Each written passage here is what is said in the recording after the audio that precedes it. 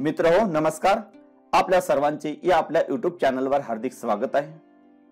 तर मार्च 2022 साठी इतिहास राज्यशास्त्र या विषयांचा गेस्ट पेपर आपण या व्हिडिओ मार्फत पाहणार आहोत। हा गेस्ट पेपर पूर्णपणे आपण क्वेश्चन बँकवर आधारित बनवलेला आहे आणि त्यामुळे यातील बरेच प्रश्न मार्च 2022 च्या परीक्षेमध्ये विचारले जाऊ शकतात। त्यामुळे आपण हा व्हिडिओ शेवटपर्यंत पहा। त्याचबरोबर यापूर्वी मी या चॅनलवर सराव प्रश्न पत्रिका 1 ते 8 प्रसारित केलेले आहेत, त्याची पण लिंक आपणास या व्हिडिओच्या डिस्क्रिप्शन मध्ये दिली जाईल। त्याचबरोबर आजची सराव प्रश्न पत्रिका 9 हे उत्तरासह पाहणार आहोत। त्याचबरोबर या प्रश्न पत्रिकेची PDF लिंक सुद्धा आपणास या व्हिडिओच्या डिस्क्रिप्शन मध्ये मिळेल। तर सुरू करूया इतिहास राज्यशास्त्र या विषयाचा मार्च 2022 साठी गेस्ट पेपर आपण पाहूया। त्यातील प्रश्न पहिला अ जो आहे तो म्हणजे दिलेल्या पर्यायापैकी योग्य पर्याय निवडून विधाने पुन्हा लिहा। हा प्रश्न 3 गुणांसाठी असेल आणि यामध्ये आपणास 3 विधाने विचारले जातील। त्यापैकी पहिले विधान आपण पाहू। पहिले विधान आहे आधुनिक इतिहास लेखनाचा जनक टिंबटिंब यास म्हणता येईल। यासाठी पर्याय अ व्हॉल्टेयर, ब रेने देकार्त, क लिओपोल्ड रांके आणि ड कार्ल मार्क्स। तर यापैकी योग्य उत्तर जे आहे ते म्हणजे पर्याय क्रमांक अ व्हॉल्टेयर। त्यानंतर आपण दुसरे विधान पाहू। दुसरे विधान आहे 6 जानेवारी हा दिवस महाराष्ट्रात टिंबटिंब म्हणून साजरा केला जातो। तर यासाठी पर्याय अ वृत्तपत्र दिन, ब पत्रकार दिन, क मुद्रण दिन आणि ड नियतकालिक दिन। तर यापैकी योग्य उत्तर जे आहे ते म्हणजे पर्याय क्रमांक ब पत्रकार दिन। त्यानंतर तिसरे विधान आपण पाहू। तिसरे विधान आहे कुकने टिंबटिंब विकण्याचा एजन्सी व्यवसाय सुरू केला। यासाठी पर्याय अ हस्तकौशल्याच्या वस्तू, ब खेळणी, क खाद्यवस्तू आणि ड पर्यटन तिकिटे। तर यापैकी योग्य उत्तर जे आहे ते म्हणजे पर्याय क्रमांक ड पर्यटन तिकिटे। विद्यार्थ्यांनी ही प्रश्नपत्रिका शेवटपर्यंत पाहावी, कारण ही प्रश्नपत्रिका पूर्णपणे आपण क्वेश्चन बँकवर आधारित बनवलेली आहे। त्याचबरोबर या प्रश्नपत्रिकेची PDF लिंक आपणास या व्हिडिओच्या डिस्क्रिप्शन मध्ये मिळेल। त्यानंतर प्रश्न पहिला ब जो आहे तो म्हणजे पुढील गटातील चुकीची जोडी ओळखा। हा प्रश्न 3 गुणांसाठी असेल आणि यामध्ये 3 गट दिले जातील। त्यापैकी पहिला गट आपण पाहू। पहिला गट आहे त्यामध्ये 1 महाराज सयाजीराव विद्यापीठ दिल्ली, 2 बनारस हिंदू विद्यापीठ वाराणसी, 3 अलीगढ़ मुस्लिम युनिव्हर्सिटी अलीगढ़ आणि 4 जिवाजी विद्यापीठ ग्वालियर। तर यापैकी चुकीची जी जोडी आहे ती म्हणजे जोडी क्रमांक 1 महाराज सयाजीराव विद्यापीठ दिल्ली। त्यानंतर आपण दुसरा गट पाहू। दुसरा गट त्यामध्ये 1 मल्लखांब शारीरिक कसरतीचे खेळ, 2 वॉटर पोलो पाण्यातील खेळ, 3 स्केटिंग साहसी खेळ आणि 4 बुद्धिबळ मैदानी खेळ। तर या गटातील चुकीची जोडी जी आहे ती म्हणजे जोडी क्रमांक 4 बुद्धिबळ मैदानी खेळ। त्यानंतर आपण तिसरा गट पाहूया। तिसरा गट आहे त्यामध्ये 1 हु वेअर द सुधराज वंचिताचा इतिहास, 2 स्त्री पुरुष तुलना स्त्रीवादी लेखन, 3 the Indian war of independence 1857 मार्क्सवादी इतिहास आणि 4 जेम्स ग्रँडफ वसाहतवादी इतिहास। तर यापैकी चुकीची जोडी जी आहे ती म्हणजे जोडी क्रमांक 3 the Indian war of independence 1857 मार्क्सवादी इतिहास। त्यानंतर आपण पुढील प्रश्न पाहू। प्रश्न दुसरा अ दिलेल्या सूचनेनुसार कृती करा। कोणत्याही 2 कृती आपणास करावयाच्या आहेत। हा प्रश्न 4 गुणांचा असेल। त्यामध्ये पहिला जे आहे ते म्हणजे पुढील संकल्पना चित्र पूर्ण करा। तर या ठिकाणी संकल्पना चित्र जे आहे ते म्हणजे राष्ट्रवादी इतिहासकार। तर याचे उत्तर जे आहे त्यामध्ये 1 महादेव गोविंद रानडे, 2 रामकृष्ण गोपाळ भांडारकर, 3 विनायक दामोदर सावरकर आणि 4 विष्णू शास्त्री चिपळूणकर। त्यानंतर संकल्पना चित्रामध्ये आपणास 4 उत्तर लिहिणे अपेक्षित आहे। प्रत्येक उत्तर हे अर्ध्या गुणांसाठी असते। त्यानंतर आपण दुसरे संकल्पना चित्र पाहू। दुसरे संकल्पना चित्र आहे की युरोपातील महत्त्वाचे विचारवंत। तर याचे उत्तर आहे नंबर 1 रेने देकार्त, त्यानंतर 2 जॉर्ज विल्यम फ्रेडरिक हेगेल, त्यानंतर 3 व्हॉल्टेयर आणि 4 लिओपोल्ड व्हॅन रांके। त्यानंतर पुढील जो प्रश्न आहे प्रश्न तिसरा पुढील संकल्पना चित्र पूर्ण करा। तर यामध्ये आपणास कोशांचे प्रकार लिहायचे। तर कोशांचे प्रकार लिहित असताना त्यामध्ये 1 शब्दकोश, 2 विश्वकोश, 3 कोश सदृश्य वाङ्मय आणि 4 सूची वाङ्मय. त्यानंतर प्रश्न दुसरा ब जो आहे तो म्हणजे टिपा लिहा. कोणत्याही 2 टिपा आपणास लिहायच्या आहेत. हा प्रश्न 4 गुणांसाठी असेल.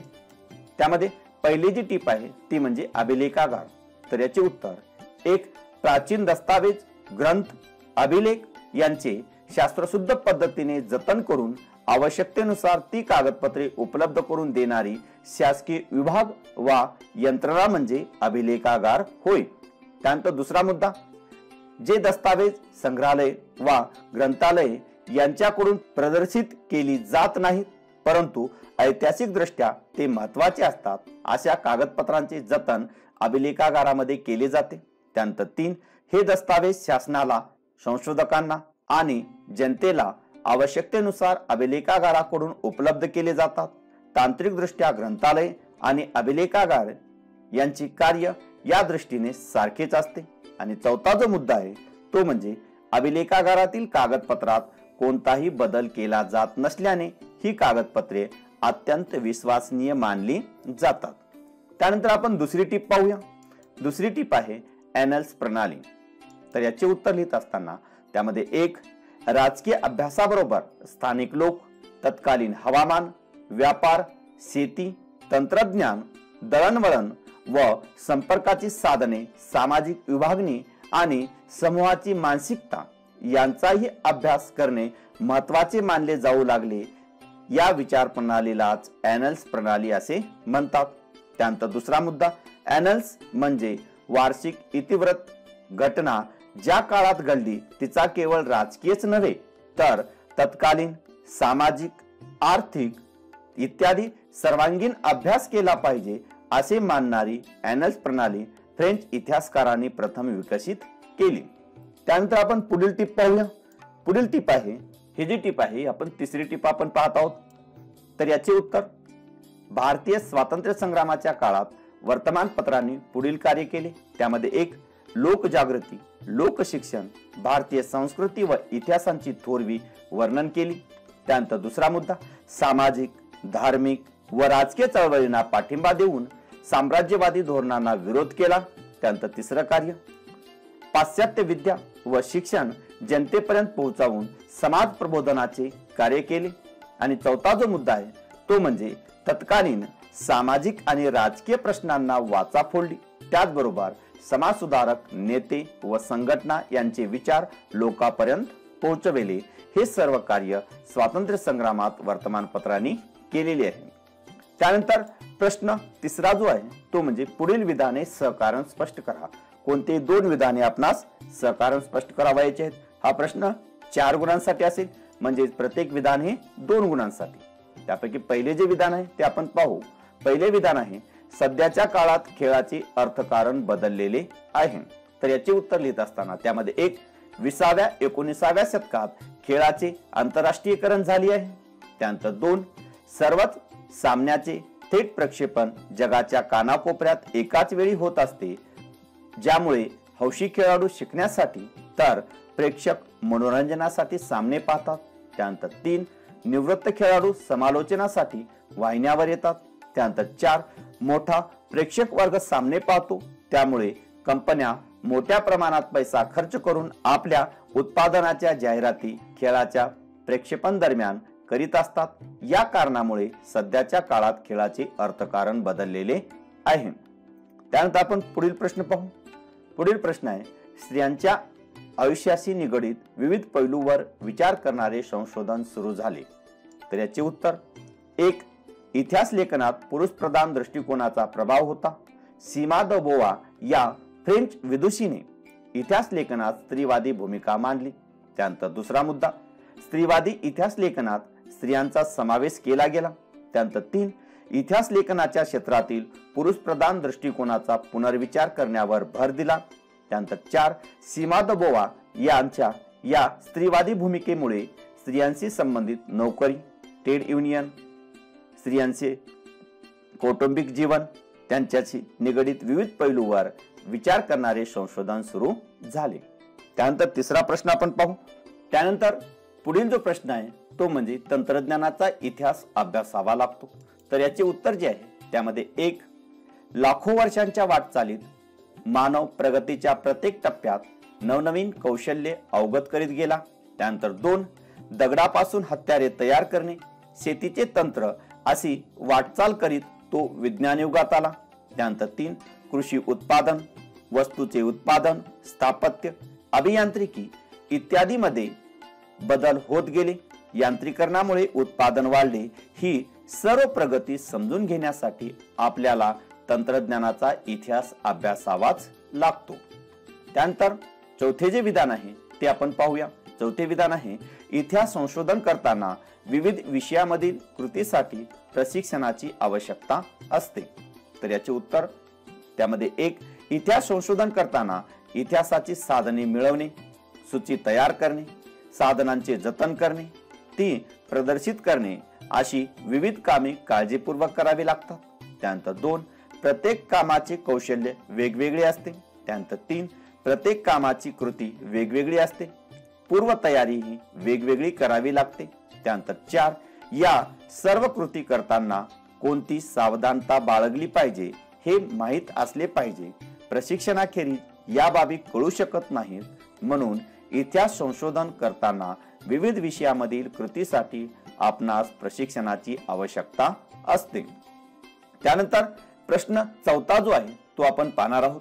प्रश्न चौथा जो आहे तो म्हणजे पुढील उतारा काळजीपूर्वक वाचून त्या खालील प्रश्नांची उत्तरे लिहा. हा उतारा 4 गुणांसाठी असेल. त्यामध्ये आपण उतारा जो आहे हा जो उतार आहे या उतार्यावर आधारित आपणास जे प्रश्न आहेत ते प्रश्न पाहूया. यावर 3 प्रश्न विचारले जातील. त्यापैकी पहिला जो प्रश्न आहे तो म्हणजे जगातील सर्वात प्राचीन संग्रहालय कोठे सापडले व कोणी शोधले. तर याचे उत्तर आहे जगातील सर्वात प्राचीन संग्रहालय मेसोपोटेमियातील ऊर या शहरात सापडले. ब्रिटिश पुरातत्वज्ञ सर लिओनार्ड उली यांना ऊर या प्राचीन शहराचे उत्खनन करताना या संग्रहालयाचा शोध लागला. हे जे सर्व प्रश्न आहेत या उतार्यावर प्रश्न असतील. त्यानंतर आपण दुसरा प्रश्न पाहूया.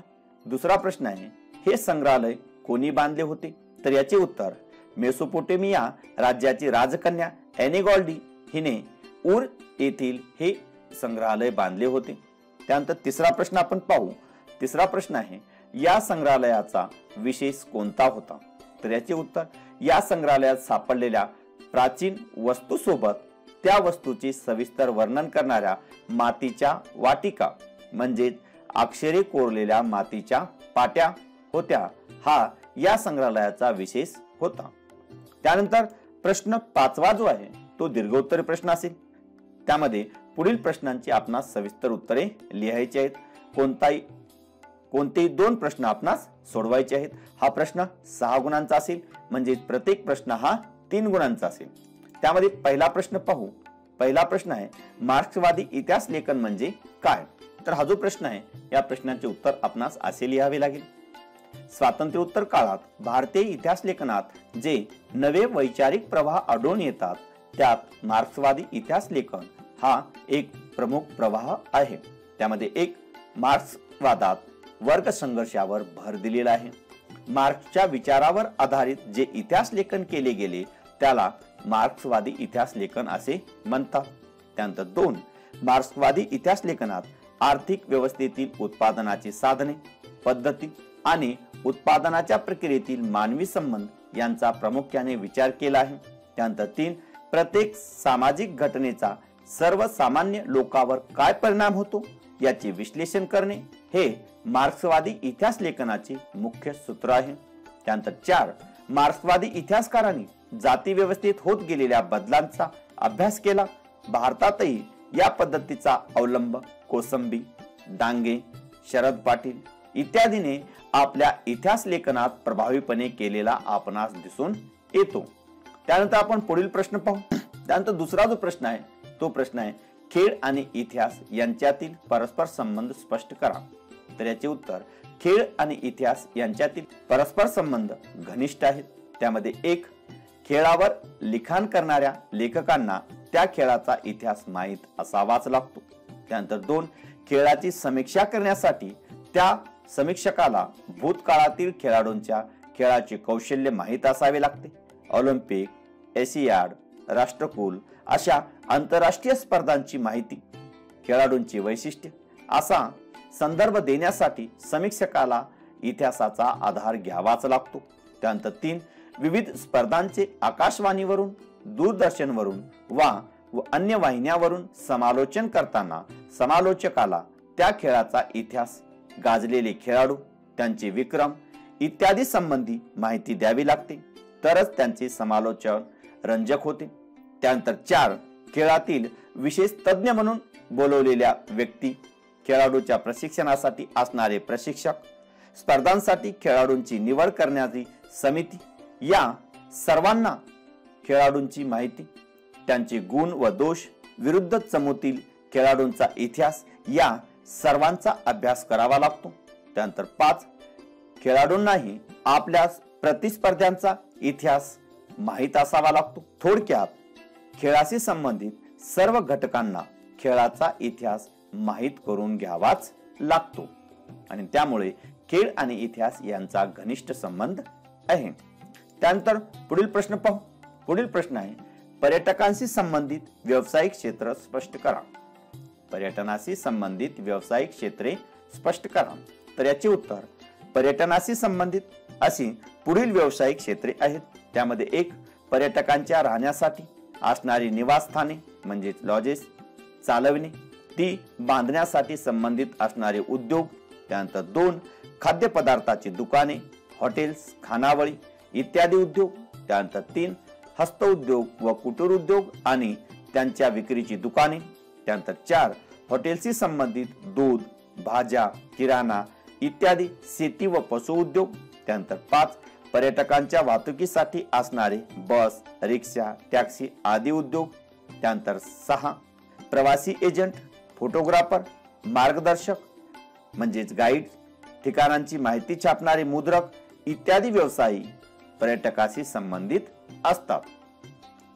त्यानंतर राज्यशास्त्राचा जो भाग आता सुरू होतो त्यामध्ये प्रश्न 6वा, दिलेल्या पर्यायापैकी योग्य पर्याय निवडून विधाने पुन्हा लिहा. हा प्रश्न 2 गुणांसाठी असेल. त्यामध्ये पहिले जे विधान आहे ते म्हणजे निवडणूक आयुक्तांची नेमणूक टिंबटिंब करतात.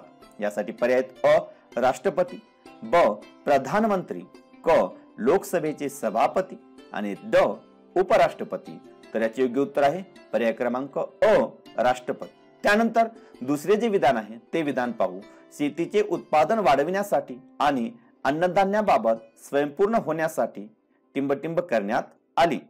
या ठिकाणी टिंबटिंब विसरलेला आहे. तर याचे पर्याय जो आहे ते म्हणजे अ जलक्रांती, ब हरित क्रांती, क औद्योगिक क्रांती आणि ड धवल क्रांती. तर याचे योग्य उत्तर आहे पर्याय क्रमांक ब हरित क्रांती. त्यानंतर आपण प्रश्न 7वा, पुढील विधाने चूक की बरोबर ते सहकारण स्पष्ट करा. कोणते 2 विधाने आपणास सोडवायची आहेत. हा प्रश्न 4 गुणांचा असेल. त्यापैकी पहिले जे विधान आहे ते म्हणजे भारतीय लोकशाही जगातील सर्वात मोठी लोकशाही मानली जाते. तर याचे उत्तर हे विधान बरोबर आहे. कारण 1 भारतीय संविधानाने स्वातंत्र्यपूर्व काळातील मतदानाच्या अधिकारासाठी असणारे सर्व बंधने रद्द केल्यामुळे मतदारांची संख्या वाढली आहे. त्यानंतर 2 संविधानाने स्वीकारलेल्या प्रौढ मताधिकाराच्या तरतुदीमुळे सर्व प्रौढ स्त्री पुरुषांना मतदानाचा अधिकार प्राप्त झालेला आहे. त्यानंतर 3 सुरुवातीस मताधिकारासाठी असणारी 21 वर्षाची 18 वर्षे पूर्ण अशी केल्यामुळे मताधिकार अधिक व्यापक झाला. मतदारांची एवढी संख्या जगातील कोणत्याच लोकशाही देशात नाही, म्हणून भारतीय लोकशाही ही जगातील सर्वात मोठी लोकशाही मानली जाते. त्यानंतर पुढील विधान आपण पाहू. पुढील विधान आहे विशिष्ट प्रसंगी निवडणूक आयोग एखाद्या मतदारसंघात पुन्हा निवडणुका घेतात. तर याचे उत्तर हे विधान बरोबर आहे. कारण त्यामध्ये एक काही वेळा विधानसभेचा किंवा लोकसभेचा एखादा सदस्य आपल्या प्रतिनिधित्वाचा राजीनामा देतो. त्यानंतर 2 एखाद्या प्रतिनिधीचे अकस्मात निधन होते. त्यानंतर 3 निर्वाचित सदस्यांनी पक्षांतर केले तर पक्षांतर बंदी कायद्याप्रमाणे त्यांचे सदस्यत्व रद्द होते. अशा वेळी त्या मतदारसंघाची कामे कोण करणार हा प्रश्न निर्माण होतो, म्हणून निवडणूक आयोग त्या जागेसाठी पोटनिवडणुका घेतो. त्यानंतर तिसरे जे विधान आहे ते म्हणजे राजकीय पक्ष शासन व जनता यांच्यातील दुवा म्हणून काम करतात.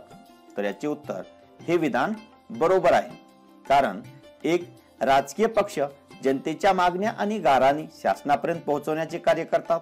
त्यानंतर 2, शासन पक्षामार्फत आपल्या धोरणांची योजनांची माहिती जनतेपर्यंत पोहोचवून त्यांचा या कार्यक्रमांना पाठिंबा मिळवतात. त्यानंतर 3, या धोरणावरील जनतेच्या प्रतिक्रिया सरकारला सांगण्याचे कामही राजकीय पक्षच करतात. अशा रीतीने राजकीय पक्ष शासन व जनता यांच्यातील दुवा म्हणून काम करतात. त्यानंतर प्रश्न 8वा जो आहे तो म्हणजे पुढील संकल्पना स्पष्ट करा. कोणतीही एक संकल्पना आपणास स्पष्ट करावयाची आहे. हा प्रश्न 2 गुणांचा असेल. त्यामध्ये पहिली जी संकल्पना आहे ती म्हणजे आदिवासी चळवळ. तर याचे उत्तर 1, आदिवासी हा प्रारंभापासून जंगल संपत्तीवर उदरनिर्वाह करणारा समाज आहे. 2, ब्रिटिशांनी आदिवासींच्या जंगल संपत्तीच्या अधिकारावर गदा आणल्याने कोलाम, गौंड, संथाळ, मुंडा यासारख्या आदिवासींनी ब्रिटिशाविरुद्ध ठिकठिकाणी उठाव केले. त्यानंतर 3, स्वतंत्र भारतातही आदिवासींचे उदरभरणाचे प्रश्न सुटलेले नाहीत. त्यानंतर 4, वन जमिनीवर त्यांचे हक्क, वनातील उत्पादने गोळा करण्याचे व वन जमिनीवर लागवड करण्याचे त्यांचे हक्क मान्य केले जात नाहीत. यामुळे अनेक ठिकाणी आदिवासींची आंदोलने अद्यापही चालू आहेत. त्यानंतर दुसरी जी संकल्पना आहे ती म्हणजे माहितीचा अधिकार. तर याचे उत्तर 1, शासनाने केलेल्या व्यवहाराची माहिती जनतेला मिळावी. शासन आणि जनता यांच्यात सुसंवाद साधला जाऊन परस्परांविषयी विश्वास वाढावा, यासाठी 2005 साली शासनाने माहितीचा अधिकार नागरिकांना दिला. त्यानंतर 2, गोपनीयतेच्या नावाखाली शासकीय कारभारातील गैरप्रकार या अधिकारामुळे दडपला जाऊ शकत नाहीत. त्यानंतर 3, शासनाचा कारभार पारदर्शी होण्यास आणि आपण जनतेला उत्तरदायी आहोत याची जाणीव या अधिकारामुळे शासनाला होते. त्यानंतर 4, माहितीच्या अधिकारामुळे लोकशाही आणि नागरिकांचे अधिकार यांचे सक्षमीकरण झाले. शासनाच्या कारभारातील गोपनीयता कमी होऊन शासनाचे व्यवहार खुले व पारदर्शक होण्यास मदत झाली आहे. त्यानंतर प्रश्न 8वा ब जो आहे तो म्हणजे दिलेल्या सूचनेनुसार कृती करा. कोणती एक कृती आपणास करावयाची आहे. हा प्रश्न 2 गुणांसाठी असेल. तर आपण पहिली कृती पाहू. पहिली कृती आहे महाराष्ट्रातील प्रमुख प्रादेशिक पक्ष. हे संकल्पना चित्र आपणास पूर्ण करावयाचे आहे. महाराष्ट्रातील प्रमुख प्रादेशिक पक्ष, त्यामध्ये 1, शिवसेना, 2, महाराष्ट्र नवनिर्माण सेना, 3, शेतकरी कामगार पक्ष आणि 4, भारतीय रिपब्लिकन पक्ष. त्यानंतर दुसरी जी संकल्पना चित्र आहे, दुसरे संकल्पना चित्र आहे ते आपण पाहू. दुसरे संकल्पना चित्र आहे लोकशाही सुशासनाची वैशिष्ट्य.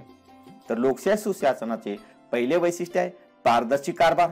दुसरे वैशिष्ट्य आहे जनतेच्या मागण्यांना प्रतिसाद देणारे सरकार. तिसरे वैशिष्ट्य आहे प्रभावी व कार्यक्षम सरकार. आणि चौथे जे वैशिष्ट्य आहे ते म्हणजे उत्तरदायित्व जाणणारे सरकार. त्यानंतर शेवटचा जो प्रश्न आहे तो म्हणजे प्रश्न 9वा. खालील प्रश्नांची थोडक्यात उत्तरे लिहा. कोणताही एक प्रश्न आपणास सोडवायचा आहे. हा प्रश्न 2 गुणांचा असेल. त्यामध्ये पहिला जो प्रश्न आहे तो म्हणजे भारतातील शेतकरी चळवळीचे स्वरूप स्पष्ट करा. तर याचे उत्तर 1, स्वातंत्र्यपूर्व काळातच शेतीविरोधी धोरणामुळे भारतीय शेतकरी संघटित होऊन चळवळी करू लागला होता. त्यानंतर 2, महात्मा फुले, न्यायमूर्ती रानडे, महात्मा गांधी यांच्यासारख्या नेत्यांच्या प्रेरणेतून बारडोली, चंपारण्य या ठिकाणी शेतकऱ्यांचे मोठे सत्याग्रह झाले. किसान सभेसारख्या संघटना स्थापन झाल्या. त्यानंतर 3, स्वातंत्र्योत्तर काळात कुळ कायद्यासारख्या कायद्यांनी शेतकरी चळवळी मंदावल्या. हरित क्रांतीने गरीब शेतकऱ्यांची स्थिती सुधारली नाही. 4, शेतीमालाला योग्य भाव मिळावा. कर्जमुक्ती आणि स्वामीनाथन आयोगाच्या शिफारसी स्वीकाराव्यात म्हणून शेतकरी चळवळी पुन्हा जोर धरू लागल्या आहेत. त्यानंतर पुढील जो प्रश्न आहे तो म्हणजे मतदाराचे वय 21 वर्षावरून 18 वर्षे केल्यामुळे कोणते परिणाम झाले. तर याचे उत्तर जे आहे ते उत्तर आपण पाहू. भारतीय संविधानाने सर्व स्त्री पुरुष नागरिकांकरता मतदानासाठीची वयोमर्यादा किमान 21 वर्ष अशी ठेवली होती. ही मर्यादा 18 वर्ष करण्यात आल्याने त्यामध्ये पहिला जो परिणाम आहे त्यामध्ये एक, युवा वर्गाला राजकीय अधिकार लवकर प्राप्त झाले. 2, आपले प्रतिनिधी कसे असावेत याबाबत निर्णय घेण्याचा अधिकार युवा वर्गाला मिळाला. त्यानंतर 3, यामुळे भारतीय लोकशाहीची व्याप्ती वाढून ती जगातील सर्वात मोठी लोकशाही बनली. आणि 4, या निर्णयामुळे भारतीय लोकशाही अधिक परिपक्व बनली. युवा वर्गाच्या राजकीय जाणीवा अधिक प्रगल्भ होण्यास मदत झाली. तर मित्रहो या ठिकाणी आपण इतिहास राज्यशास्त्र या विषयांची सराव प्रश्नपत्रिका अभ्यासलेली आहे. अशाच प्रकारे पुढील व्हिडिओ पाहण्यासाठी चॅनलला नक्कीच सबस्क्राईब करा. धन्यवाद.